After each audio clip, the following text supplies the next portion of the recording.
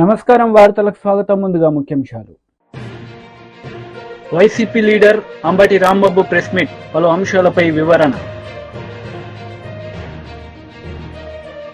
BJP రాష్ట్ర అధ్యక్షుడు Kishan Reddy media సమావేశం, సీఎం రేవంత్ రెడ్డిపై ఫైర్.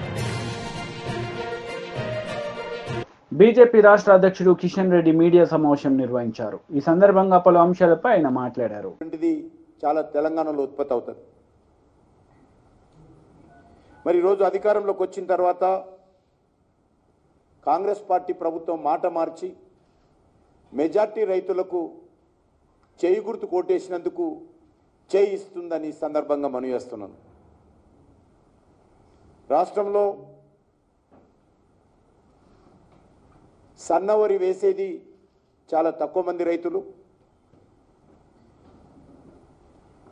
ఈ యొక్క వానాకాలంలో 70% పైగా దొడ్డు రకమే ఒరే ఈరోజు సాగు చేస్తారు. యాసంగిలో మాత్రము 90% దొడ్డు రకం ధాన్యమే రైతులు వేస్తారు. మరి అటువంటిది ఈరోజు మేము వాళ్ళకి ఇవ్వము, మేము సన్న వడ్లకే ఇస్తాము అని ఈరోజు ఇచ్చిన హామీల నుంచి తప్పించుకునేటువంటి ప్రయత్నం, రైతులకు వెన్నుపోటు పొడిచేటువంటి ప్రయత్నం కాంగ్రెస్ పార్టీ ప్రభుత్వం చేస్తూ ఉంది. ఒక దిక్కు కేంద్ర ప్రభుత్వము మీరు ఎంత సరఫరా చేసినా దొడ్డు బియ్యం కొనడం కోసము కేంద్ర ప్రభుత్వం సిద్ధంగా ఉంది. కేంద్ర ప్రభుత్వము బియ్యం కొనడానికి సిద్ధంగా ఉన్నప్పుడు మీకు వచ్చినటువంటి బాధ ఏంటి అని అడుగుతా ఉన్నాను, మీకు వచ్చినటువంటి నష్టం ఏంటి అని అడుగుతా ఉన్నాను.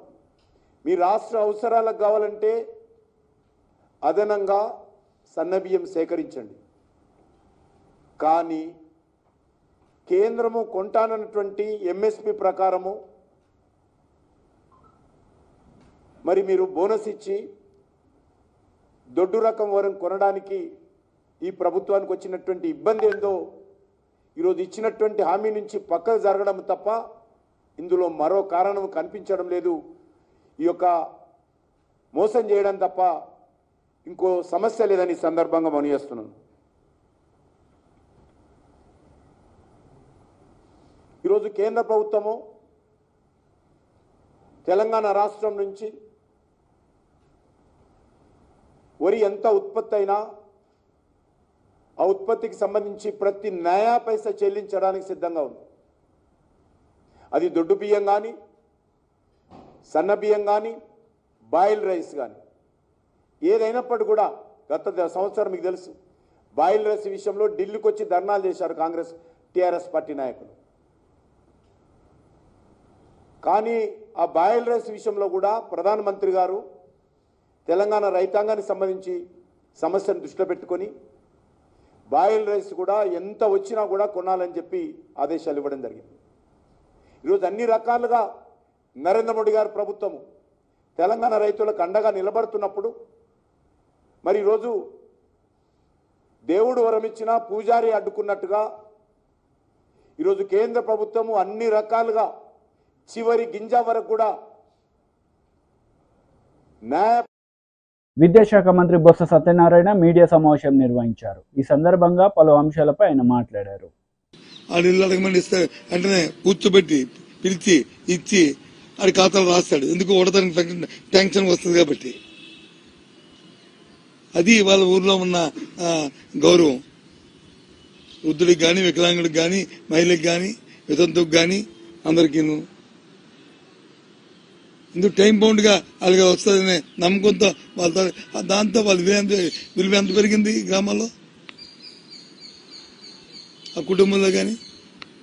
మరి నువ్వు 50,000 అప్పుడు 10 రూపాయల టిఫిన్ కొట్టుకి ఇవ్వడం మానేస్తావు. అయినా అడిగి బిలీవ్ చేయడు. ఈ జీతం వస్తాడు ఎవడో తాలూకా ఆ ఛానల్ ఎండి ఇస్తాడు, ఎవడు జీతాలు అలా హెచ్ఓడి ఇస్తాడు, ఎప్పుడు ఇస్తాడు, ఎప్పుడు ఇస్తాడు, ఎప్పుడు వస్తుందో. కానీ ఇది మాత్రం ఒకటో వచ్చేస్తుంది. నాకు 1వ తారీఖు మధ్యాహ్నం 12 గంటలకల్లా నా డబ్బులు వచ్చేస్తుంది నమ్మకం. అది గ్రేట్ చేశాడు, అది గ్రేట్. ఇంతేకాకుండా ఇవాళ ఇండియాలో దేశంలో ఏదైనా ఒక విషయాన్ని క్షేత్రస్థాయికి తీసుకెళ్ళిన ఆంధ్రప్రదేశ్లో వెళ్తున్నంత డెలివరీ సిస్టమ్ ఇండియా లెక్కలు లేదు. మన సచివాలయం వాలంటరీ వ్యవస్థ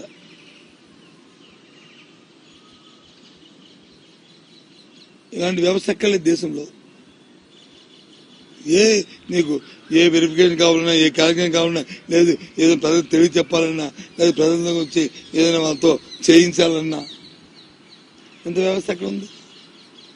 ఉదాహరణ మనం అది చూసాం కదా, ఇది కరోనా వచ్చినప్పుడు మన ఆరోగ్య సురక్ష జరిగినప్పుడు అంత పెద్ద ఎత్తున జరిగింది. ఏ రకంగా ఇప్పుడు మన దగ్గర మొత్తం గ్రామాల్లో అందరి తాలూకా ప్రొఫైల్, మెడికల్ ప్రొఫైల్ మన దగ్గర ఉంది. ఎవరికి ఏ జబ్బు ఉందో, జ్వరం ఉందో, బీపీ ఉందో, షుగర్ ఉందా అని ఎప్పుడైనా అలాంటి డేటాను కలెక్ట్ చేయగలుగుతామా? ఆ డేటాను బట్టి మందులు ఇచ్చారా? ఇవాళ అందరూ రాసిస్తున్నాం. ఇది యూనిక్, ఇది కొత్త సిస్టమ్, కొత్తదనం. ఇది ప్రజలు కోరుకుంటారు. ప్రజలకు ఏం కావాలి? ప్రజలు ఎప్పుడు ఏం కోరుకుంటారంటే, నాకు అదే నా పరిస్థితులు బాగలేవు, నాకు ప్రభుత్వం నాకు తోడ్పాటు ఉండాలా అని కోరుకున్నప్పుడు ప్రభుత్వం వచ్చి అడిగే చూడాలి. అది ప్రభుత్వం తన బాధ్యత. సమాజంలో ఎవరైతే అట్టడుగు వర్గాలు ఉన్నాయో, ఎవరైతే ప్రభుత్వం ఆధారపడి బతుకుతున్న వారు ఎవరైతే ఉన్నారో వాళ్ళ కోసం ప్రభుత్వం ఆలోచన చేయాలి. అది మన జగన్మోహన్ రెడ్డి గారు ఈ 5 సంవత్సరాలు చేసింది. అందుకు జగన్మోహన్ రెడ్డి ఏమన్నా అలాంటప్పుడు ఎందుకు అతను వదులుకుంటారు చెప్పండి? అది మా తాలూకా కాన్ఫిడెన్స్. టీడీపీ లీడర్ మీడియా సమావేశం నిర్వహించారు. ఈ సందర్భంగా పలు అంశాలపై ఆయన మాట్లాడారు. చంద్రబాబు నాయుడు గారు అమెరికా వెళ్ళాడా, ఇటలీ వెళ్ళాడా, యూరప్ కంట్రీస్కి వెళ్ళాడా? మీకు అవసరమా? ఎన్హెచ్సి సెక్యూరిటీలో ఉండే వ్యక్తి, ఆయనకి సెక్యూరిటీ రీజన్స్ కారణంగా అన్ని విషయాలు కూడా బయటికి చెప్పరు. మీకు చెప్పాలా? మీరు ఒక పనికి మాలిన బ్యాచ్, ఒక మాఫియా బ్యాచ్, మీకు మేము వివరాలు చెప్పాలా ఎక్కడికి వెళ్తుంది? పోనీ చంద్రబాబు నాయుడు గారు కోర్టు ఏమైనా ఆంక్షలు ఉన్నాయా నీకున్నట్టు? నువ్వు వెళ్ళాలంటే, విదేశాలకు వెళ్ళాలంటే కోర్టు పర్మిషన్ తీసుకోవాలి. నీకు కేసుల్లో 13 సిబిఐ కేసుల్లో ఛార్జ్ షీట్లు ఎదుర్కొంటున్నావు, 7 ఈడీ కేసుల్లో ఛార్జ్ షీట్లు ఎదుర్కొంటా ఉన్నావు. నీ ఆస్తులు చాలా వరకు ఈడీ జప్తు చేసింది. నీ పాస్పోర్ట్ సీజ్ అయి ఉంది. నువ్వు విదేశ పర్యటనకు వెళ్ళాలంటే, విదేశాలకు వెళ్ళాలంటే కోర్టులో పిటిషన్ వేసి పర్మిషన్ తీసుకొని వెళ్ళాలి. చంద్రబాబు నాయుడు గారికి ఆ అవసరం లేదే. ఆయన పాస్పోర్ట్ సీజ్ అయ్యలేదు. ఆయన మీద ఛార్జ్ షీట్లు ఫైల్ చేయాలని చూసినా కూడా కోర్టు వాటిని నిరాకరించింది. ఛార్జ్ షీట్లు ఫైల్ అవ్వలేదు ఆయన మీద. నువ్వు పెట్టిన పనికి మాలిన కేసులు ఏది కూడా ఛార్జ్ షీట్లు ఫైల్ అవ్వాలా? ఆయన కోర్టు పర్మిషన్ తీసుకోవాలని ఎక్కడ కూడా, ఆయన బెయిల్ మీద బెయిల్ ఆర్డర్లో ఎక్కడ కూడా బయటికి వెళ్ళాలంటే కోర్టు పర్మిషన్ తీసుకోవాలని కూడా లేదు. ఇంక నీకెందుకు? అవిశ్రాంతంగా పనిచేస్తాడు చంద్రబాబు నాయుడు గారు, ఆయన ఫ్యామిలీ. ప్రతి సంవత్సరం విదేశీ పర్యటనలకు వెళ్ళడం అలవాటు. అదేవిధంగా ఈ సంవత్సరం కూడా వెళ్ళారు. నువ్వు చెప్పాలి. నువ్వు వెళ్ళావు లండను, నువ్వు కోర్టు లండన్ వెళ్ళటానికని చెప్పి నువ్వు ఎక్కినటువంటి విమానం ఆమ్స్టర్డామ్లో ల్యాండ్ అయింది. దీనికి నువ్వు వివరణ ఇచ్చుకోవాలి. నువ్వు నేరస్తుడివి, నువ్వు వివరణ ఇవ్వాలి. నువ్వు చెప్పిన కాడికి వెళ్లాల్సిన అవసరం నీకుంది, లేకపోతే క్రైమ్ అది. చంద్రబాబు నాయుడు గారు చెప్పి వెళ్లాల్సిన అవసరం లేదు. నువ్వు ఎక్కడికి వెళ్తున్నావో కోర్టులో పిటిషన్ ఫైల్ చేసి, నేను పలానా చోటకి పలానా కారణం మీద పలానా పని మీద వెళ్తున్నానని చెప్పి నువ్వు అడిగి వెళ్ళాలి. నువ్వు దాన్ని తప్పితే నువ్వు వైలేషన్, అది నువ్వు వివరణ ఇవ్వాలి. రేపు వచ్చినాక నువ్వు నీకు పత్రిక ఉంది కదా, ఛానల్ ఉంది కదా అని చెప్పి అడ్డగోలు రాతలన్నీ రాపిచ్చి ఏదో చంద్రబాబు నాయుడు గారి మీద ఒక మచ్చయాలని చూస్తూ ఉన్నావు. నీకులాగా లక్షల కోట్లు ఆయన దగ్గర నల్లధనం లేదు. ₹1 నువ్వు పెట్టిన పనికి మాలిన కేసుల్లో ఎక్కడ కూడా ₹1 కూడా నువ్వు నిరూపణ చేయలేవు, జరగవు. అది ఎందుకంటే ఆయన మచ్చలేని చంద్రుడు. ఆయన ఏ అవినీతి ఆయనకు అంటదో, నువ్వు అంటించలేవు. అంటించడానికి ప్రయత్నం చేసావు. నీ దగ్గర ఉన్నటువంటి తాబేదాన్ని పనికిమాలిన అధికారులు పెట్టుకొని కేసులు పెట్టావు, జైలుకు పంపించి సునకానందం పొందావు. అంతేగాని అంతకుమించి నువ్వేం చేయలేవు. కానీ నీ మీద అట్టగాదే, సిబిఐ ఈడీ ఛార్జ్ షీట్లు ఫైల్ అయి ఉన్నాయి. 43,000 కోట్లు మీ నాన్న అధికారంలో ఉన్నప్పుడు అధికారాన్ని అడ్డం పెట్టుకొని అడ్డగోలుగా దోచేసావని చెప్పి సిబిఐ ఛార్జ్ షీట్లు ఎదుర్కొంటున్నావు. అసలు నువ్వు చెబుతున్నావు సూట్ కేసు కంపెనీలు, షెల్ కంపెనీలు అని. అసలు ఆ పదాలు ఉమ్మడి ఆంధ్రప్రదేశ్ రాష్ట్ర ప్రజలకి పరిచయం చేసిందే నువ్వు. సెల్ కంపెనీలు అంటే, షెల్ కంపెనీలు అంటే తెలియదు ఎవరికి, సూట్ కేసు కంపెనీలు అంటే ఏంటో తెలియదు, క్విట్ ప్రోకో అనే వర్డింగే తెలియదు అసలు ఈ ప్రజలకి. అవన్నీ పరిచయం చేసినటువంటి ఆర్థిక ఉగ్రవాది, ఆర్థిక నేరస్తుడివి నువ్వు జగన్మోహన్ రెడ్డి. కాబట్టి 16 నెలలు జైల్లో ఉన్నావు. నువ్వు ఈరోజు నువ్వెందుకు పారిపోయావు నువ్వు చెప్పాలి. అసలు లండన్ నువ్వెందుకు వెళ్ళావు? గతంలో లండన్ వెళ్ళేటప్పుడు నీ పిల్లలు అక్కడ ఉన్నారు చూడటానికి వెళ్తున్నానని చెప్పేవాడి. ఇవాళ నీ పిల్లలు ఎక్కడికి వచ్చి ఉన్నారు, వాళ్ళని తీసుకొని మళ్ళీ లండన్ వెళ్ళావు. వస్తావా తిరిగి? నువ్వు చెప్పాలి ఏ సంగతి. ఇక్కడ ఎన్నికలైన కాడ నుంచి ఎవడు మాట్లాడలేదు తెలుగుదేశం వాళ్ళు అని చెప్తున్నావు. పోలింగ్ తర్వాత సైలెంట్ అయ్యారని. సిగ్గుండాలి ఆ మాట అంటానికి. పోలింగ్ తర్వాత తేలుగుట్టిన దొంగల్లాగా వ్యవహరిస్తుంది మీరు. జగన్మోహన్ రెడ్డి దగ్గర నుంచి కింద స్థాయి గల్లీ నాయకుడి దాకా పత్తా లేకుండా పోయారు. ఒక్కడు నోరు తెరవట్లా. ఎవరికి ధైర్యం లేదు. చెప్పానండి పలానా నియోజకవర్గంలో నేను గెలుస్తానని ఎవడాన్ని వచ్చి ఇంకా అవాకులు చవాకులు ఆ పనికి మేల 4-5 మంత్రులు, మాజీ మంత్రులు, ఇప్పుడు మంత్రులు ఉన్నవాళ్ళు మాట్లాడుతూ ఉన్నారు తప్ప. YCP leader Ambati Rambabu media సమావేశం నిర్వహించారు. ఈ సందర్భంగా పలు అంశాలపై ఆయన మాట్లాడారు. ఎక్కువగా హింసాత్మక సంఘటనలు జరిగి, ఒక విధంగా చెప్పాలంటే కానీ విని ఎరుగని రీతిలో ఏ రోజు జరగనటువంటి విధంగా, ఏ ఎన్నికల్లోనూ జరిగినంత హింస అక్కడ చోటు చేసుకుంది. ఆ హింస చోటు చేసుకోవడానికి గల కారణాల మీద మేము ఈసీకి అనేక రకాలుగా రిపోర్ట్ చేయడం జరిగింది. ఆ రోజున పోలింగ్ రోజున పోలీసులు అసలు రిస్క్యూకు రానటువంటి పరిస్థితిని కూడా వివరించడం జరిగింది. తర్వాత అక్కడ పోలీసు అధికారులను సస్పెండ్ చేశారు, కలెక్టర్ని మార్చారు, ఇంకా కొన్ని చోట్ల కలెక్టర్ని మార్చారు. ఏదో కొంత జరిగింది, ప్రాథమికంగా తప్పు జరిగిందనేటువంటి భావన సర్వత్రా వ్యాపించి ఉన్నటువంటి తరుణం. ఈ తరుణంలో మరి అనేక చోట్ల బూతులు క్యాప్చర్ చేసుకున్నారు, దొంగ ఓట్లు వేసుకున్నారు, ఈవీఎంలను పగలగొట్టడానికి ప్రయత్నం చేశారు, బూత్ క్యాప్చరింగ్ జరిగింది. తెలుగుదేశం వాళ్ళు కూడా భయంకరంగా చేసేటటువంటి పరిస్థితి కనిపించింది. ఇక్కడ ప్రధానంగా ఇవాళ నేను మాట్లాడాలనుకుంటున్న అంశం ఏంటంటే, పిన్నెల రామకృష్ణారెడ్డి గారు మాచర్ల నియోజకవర్గంలో చాలా దారుణాలు జరిగిపోయాయి. కొన్ని చోట్లయితే అసలు పోలింగ్ స్టేషన్లోకి వైఎస్ఆర్ కాంగ్రెస్ పార్టీ ఓటర్లు వెళుతుంటే వారిని వెళ్ళకోకుండా అడ్డుకొని కొట్టి తన్ని గాయపరిచి బయటికి పంపించినటువంటి సంఘటన చూశాం. దాని మీద అనేక సందర్భాల్లో ఆ రోజున చివరికి పిన్నెల రామకృష్ణారెడ్డి గారు కూడా ఆయన రిపోర్ట్ చేయడం జరిగింది, ఫోన్లు చేయడం జరిగింది. కానీ ఎవరు పోలీసులు రిస్క్కి రాలేదు. అయితే ఇవాళ నాకు చిత్రంగా అనిపించింది అంటే, ఇవాళ ఒక వీడియో రిలీజ్ అయింది. ఇది రామకృష్ణారెడ్డి గారు ఒక పోలింగ్ బూత్లో, ఏ పోలింగ్ బూత్ అయితే ఇప్పుడు నేను చెప్తున్నాను ఆ పోలింగ్ బూత్లో ఆ ఈవీఎంను పగలగొడుతున్నట్టుగా ఒక వీడియో రిలీజ్ అయింది. ఇది ఎక్కడి నుంచి రిలీజ్ అయిందో మరి అర్థం కావడంలా. ఇది election commission has to release. యాక్చువల్గా ఇది లోకేష్ గారు ట్విట్టర్లో పెట్టారంట. ఎట్లా చేరింది లోకేష్ గారు ట్విట్టర్కి? Is it false or right? అది ఫేక్గా, అది కంక్లూజన్ ఎవిడెన్సా కాదా ఆలోచించాలి కదా. ఇది డైరెక్ట్గా తెలుగుదేశం అధినేత కొడుకు అయినటువంటి లోకేష్ ట్విట్టర్లోకి ఎట్లా వెళ్ళింది? కలెక్టర్న రిలీజ్ చేయాలి, ఎలక్షన్ కమిషన్కి సంబంధించిన వారిని రిలీజ్ చేయాలి, ఆర్ఓన్న రిలీజ్ చేయాలి. రిలీజ్ చేయకోకుండా వారికి ఎలా చేరింది అంటే ఇక్కడ ఏదో కుమ్మక్కు జరుగుతూ ఉన్నది అనేటువంటి భావన చాలా స్పష్టంగా అర్థమవుతా ఉన్నది. అంటే అధికారులు, ఎన్నికల కమిషన్ ఉన్న అధికారులు, తెలుగుదేశం పార్టీ వారు కలిసి కుట్ర చేస్తున్నారేమోననేటువంటి అనుమానం కలగటం సహజమైనటువంటి అంశం. ఒకవేళ అది నిజంగానే జరిగిన సంఘటన అనుకోండి, చట్టం తన పని తాను చేసుకుంటుంది, దానిలో ఏ విధమైన తప్పిదము లేదు. మేము అనేది ఏంటంటే ఇట్స్ ఎ ఫేక్ కూడా కావచ్చు అనేటువంటి అభిప్రాయం. అదే బూత్లో నేను మనవి చేస్తున్నా, ఎక్కడైతే ఇవాళ ఆ పాలవాయి గేట్ అనేటువంటి బూత్ ఉందో ఆ బూత్లో ఎంత దారుణంగా జరిగిందంటే, అంతకుముందు మన పిల్లల రామకృష్ణారెడ్డి గారు చాలా క్లియర్గా ఎస్టాబ్లిష్ చేశారు అక్కడ. అది కూడా నేను మీకు చూపిస్తా.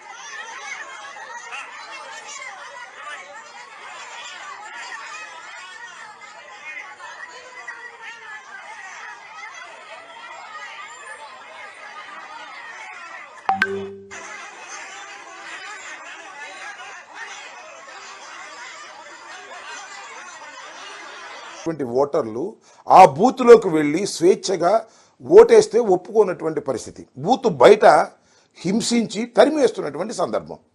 దీని మీద పిన్నెల రామకృష్ణారెడ్డి గారు రిపోర్ట్ చేశారు. But nobody is caring that. ఎవరు పట్టించుకున్నటువంటి పరిస్థితి ఏంటి? What is this? ఏం జరుగుతుంది అక్కడ? ఏం జరిగింది అక్కడ? ఇది కుట్రపూరితంగా వైఎస్ఆర్ కాంగ్రెస్ పార్టీకి అనుకూలమైనటువంటి బూతుల దగ్గర బయట గొడవ జరుగుతున్నా కూడా పోలీసులు పట్టించుకోకుండా ఉండేటటువంటి పరిస్థితి వచ్చింది.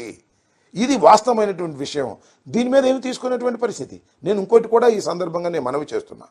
చాలా నియోజకవర్గాల్లో బూత్ క్యాప్చరింగ్ జరిగాయి. నా కాన్స్టిట్యున్సీలో కూడా బూత్ క్యాప్చరింగ్ జరిగి తెలుగుదేశం వాళ్ళు ఓట్లు వేసుకున్నారు. ఆ వెబ్ క్యామ్లు ఓపెన్ చేయండి అంటే ఓపెన్ చేసినటువంటి సందర్భం లేదు. దాని మీద యాక్షన్ తీసుకున్నటువంటి సందర్భం లేదు. ప్రధానంగా నేను ఇవాళ అడుగుతున్నటువంటి ప్రధానమైన ప్రశ్న ఏమిటి అంటే, పిన్నెల రామకృష్ణారెడ్డి గారు దాన్ని పగలగొట్టాడని చెప్పబడుతున్నటువంటి వీడియో ఫేక్ వీడియోనా, కరెక్ట్ వీడియోనా? నెంబర్ 1. నెంబర్ 2, కరెక్ట్ వీడియో అయితే ఎలా ఎన్నికల కమిషన్ దగ్గరికి రిలీజ్ కాకోకుండా ఎందుకు లోకేష్ దగ్గర రిలీజ్ అయింది, ట్విట్టర్లో ఎందుకు పెట్టాడు, దాని మీద ఎన్నికల కమిషన్ యాక్షన్ తీసుకోవడానికి ప్రయత్నం చేయటం ఏమిటి అనే విషయాలను దయచేసి ఆలోచన చేయవలసినటువంటి అవసరం ఉందని ఈ సందర్భంగా నేను చెప్పదలు. మాజీ మంత్రి కేటీఆర్ మీడియా సమావేశం నిర్వహించారు. ఈ సందర్భంగా పలు అంశాలపై ఆయన మాట్లాడారు. కాంగ్రెస్ పార్టీ ఏదైతే భూతల స్వర్గమైపోతుంది మాకు ఓటేస్తే అని చెప్పి హామీలు ఇచ్చిందో, 6 గ్యారంటీలు 420 హామీలు ఇచ్చి మరి ఊకదంపుడు ఉపన్యాసాలు ఇచ్చి ఒక భ్రమపూరితమైన వాతావరణం కల్పించిందో, అందులో హనుమకొండలో, ఉమ్మడి వరంగల్ జిల్లాలో చాలా చోట్ల 10 నియోజకవర్గాల్లో మనం ఓటమి పాలైనాం. సరే, రాజకీయాల్లో అధికారం ఎవరికి శాశ్వతం కాదు. పర్మనెంట్గా సీట్లో ఎవరు కూర్చోరు. అప్పుడప్పుడు మార్పు కూడా మంచిదే.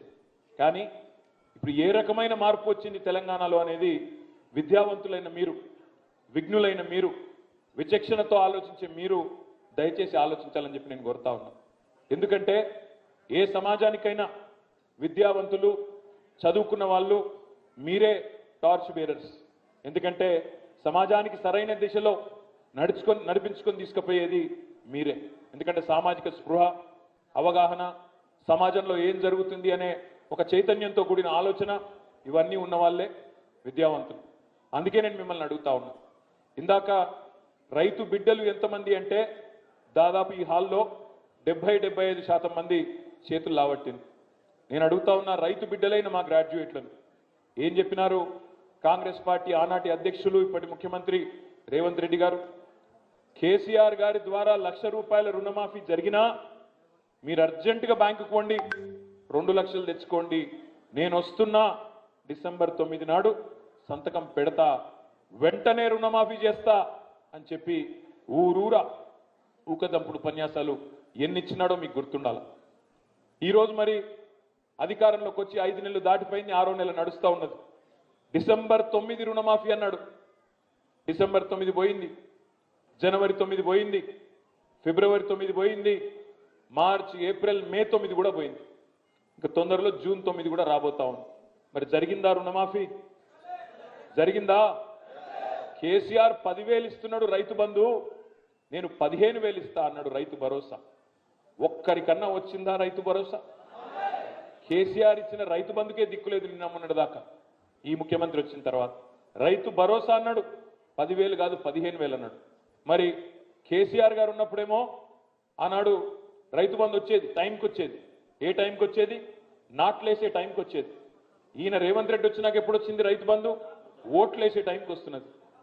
డిసెంబర్లో పడాల్సిన రైతు బంధు మేలో వేసి అది కూడా ఘనకార్యం అన్నట్టు జబ్బలు తెరుచుకుంటున్నాడు ముఖ్యమంత్రి. ఇంకొక మాట చెప్పిండు అన్నాడు, కేసీఆర్ భూస్వాములనే చూసుకుంటుండు, నేను కౌలు రైతులకు ఇస్తా రైతు భరోసా అన్నాడు. 15,000 ఇస్తా అన్నాడు. రైతు కూలీలను నెలకు 1,000 రూపాయలు ఇస్తా అన్నాడు. ఒక్కటన్నా జరిగిందా? జరగకపోగా నిన్న ఎంత పెద్ద మోసం జరిగిందో ఒక్కసారి ఆలోచించండి.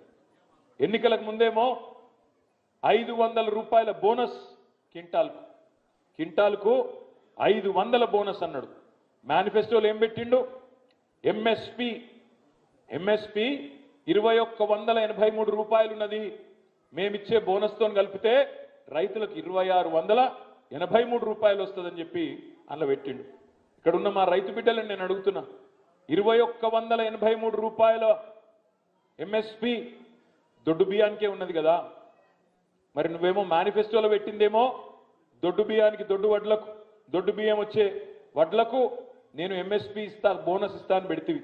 2,183 దొడ్డు బియ్యంకున్నది, దొడ్డు వడ్లకున్నది. అదేవిధంగా సన్న బియ్యానికి మాత్రం ఇంకో 20 రూపాయలు ఎక్కువ ఉన్నది.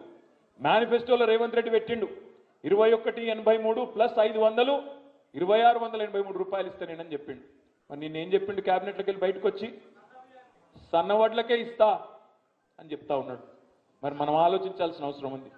ఎన్నికలకు ముందేమో దొడ్డు వడ్లకు ఇస్తా అని, ఇలా సన్న వడ్లకే ఇస్తా అంటే సన్నాయి నొక్కులు నొక్కే ఈ సన్నాసులకు నిలదీసేటోళ్ళు శాసన మండలిలో ఉండాలనా లేదా రైతు బిడ్డలుగా మీరు ఆలోచించాలని చెప్పి నేను కోరుతా ఉన్నా.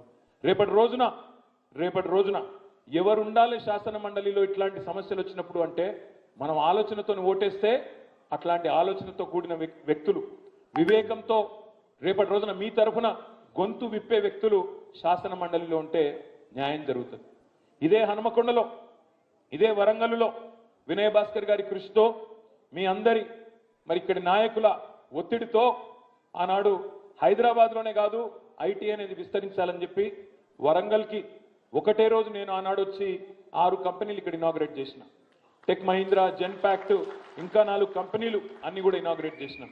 ఇలా బాధ ఎక్కడ అనిపిస్తుందంటే మార్పు అని ఉదరగొట్టింది. ఇలా మార్పు ఏంది? టీడీపీ లీడర్ మీడియా సమావేశం నిర్వహించారు. ఈ సందర్భంగా పలు అంశాలపై ఆయన మాట్లాడారు. జగన్మోహన్ రెడ్డి మార్చి నెలలో దగ్గర 13,000 కోట్ల కాంట్రాక్టులకు బటన్ నొక్కాడు. పేదలకు ఇవ్వాల్సిన పెన్షన్ డబ్బులు కూడా ఏప్రిల్లో 3 రోజులు 4 రోజులు డబ్బులు అందకు కూడా ఇబ్బంది పడ్డారు. మే నెలలో కూడా అదే జరిగింది తంతు. అటువంటిది ఇవాళ మే 17న మీరు నొక్కిన 4,000 కోట్ల బటన్ నొక్కుల్లో 2,000 కోట్లు కాంట్రాక్టర్లకు వెళ్ళాయి. అంటే దగ్గర 15,000 కోట్లు మీ అస్మదీయులకి, మీ ఎమ్మెల్యేలు, మంత్రులు, కాంట్రాక్టర్లు, మీ తాలూకా అస్మదీయులకి, కాంట్రాక్టర్లకి, ఏజెన్సీలకు కట్టడానికి 15,000 కోట్లు ఉన్నాయి.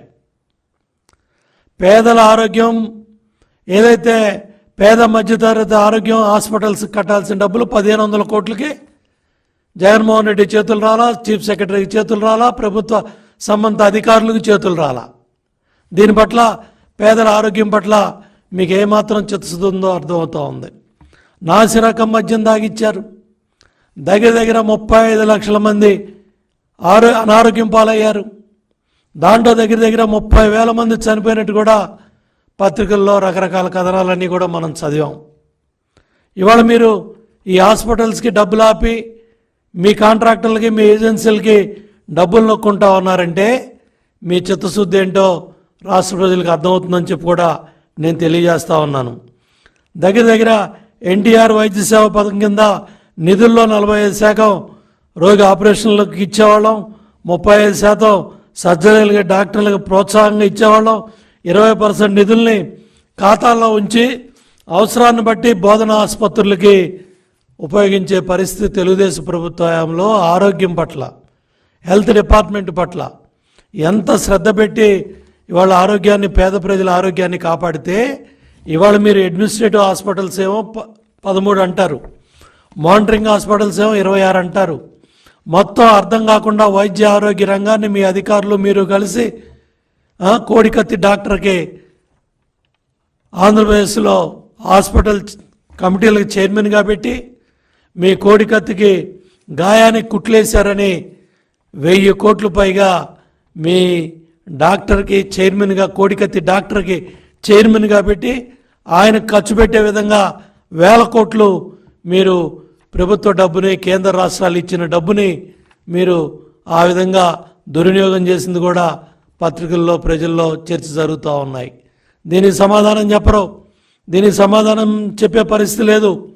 ఇవాళ దగ్గర ఏదైతే మీ అస్మదీయులకి మీ కోడికత్తి డాక్టర్ రికమెండ్ చేసిన నెట్వర్క్ హాస్పిటల్స్, అది హైదరాబాద్ అవ్వచ్చు, బెంగళూరు అవ్వచ్చు, మెడ్రాస్ అవ్వచ్చు, మీకు నచ్చిన హాస్పిటల్స్లో ముఖ్యమంత్రి కార్యాలయం బిల్లులు క్లియర్ చేస్తే వాటిల్లో కూడా పర్సంటేజీలు, వాటిల్లో కూడా దోపిడీ. అదేవిధంగా మీరు ఎచ్చుగా బడాయిగా చెప్పుకునే ఇవాళ కట్టే హాస్పిటల్స్లో కట్టే ఇన్ఫ్రాస్ట్రక్చర్, మెడికల్ కాలేజీ బిల్డింగుల్లో కూడా 300 కోట్లు కమిషన్లు దండుకున్నారంటే ఆ డబ్బులు కట్టినా ఇవాళ ఈ ఆరోగ్యశ్రీ హాస్పిటల్స్లో వైద్య సేవలు ఆగుండేవి కాదు.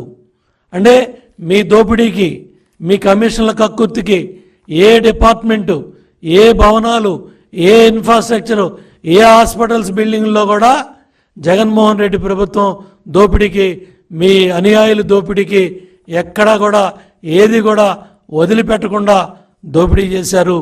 ఈ 5 ఏళ్లలో హెల్త్ సెక్టార్ని ఎంత అడ్డగోలుగా, ఇష్టారాజ్యంగా, మీ ఇష్టం వచ్చినట్టుగా 104 ఏమైంది, 108 ఏమైంది, మీ ఫ్యామిలీ డాక్టర్ కాన్సెప్ట్ ఏమైంది, మళ్ళీ సురక్షా పథకం, ప్రతి పథకానికి మీ పథకాలు, మీ కుటుంబ సభ్యులు, మళ్ళీ దాని సురక్షా పథకం అని చెప్పి హాస్పిటల్స్లో పనిచేసే డాక్టర్స్ కానీ, ఎవరైతే మరి ప్రైవేట్ హాస్పిటల్స్లో ఉన్న డాక్టర్లందరినీ కూడా మీ ప్రచార పిచ్చిలో, మీ ఓట్లు దండుకునే కార్యక్రమంలో గత 6 నెలలుగా మీరు ఈ డాక్టర్లందరినీ కూడా ఈ మొత్తం 6 నెలల నుంచి మీరు గ్రామాల్లో వాళ్ళందరినీ పంపించి ఏ విధంగా ఓట్లు దండుకోవాలి, ఏ విధంగా సరే మళ్ళీ 4 ఓట్లు వార్తలు ముగించే ముందు ముఖ్యాంశాలు మరోసారి.